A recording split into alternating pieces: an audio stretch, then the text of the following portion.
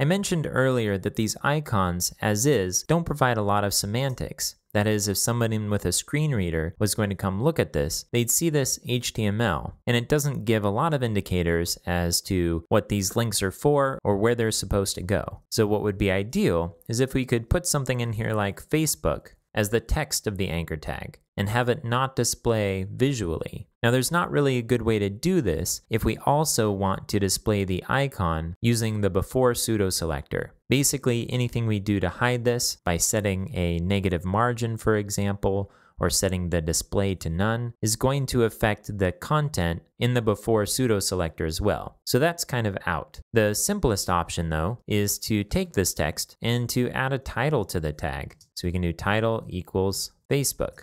We can even say Facebook icon to make it clear what it is. So this is something that screen readers can use. Alternatively, if we were willing to throw in an unstyled element here that doesn't really have any sectioning meaning, like so, say we would use span and then put Facebook in there, we can then target this span and set it to not display. So if we did this, let's save it, and we jump back to the CSS, and then inside of this A, let's add another child selector for span, and we set the display to none. What that's going to do is completely hide it in the display, but it will still be visible in the HTML.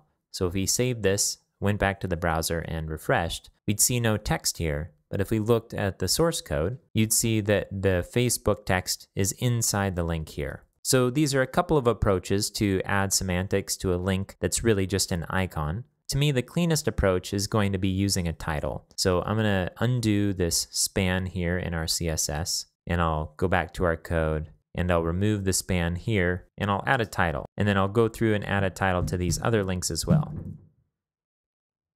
Now, one side effect of this is that when we hover over these icons now, it's going to show the text, the title text. For the most part, that's not going to be a big deal.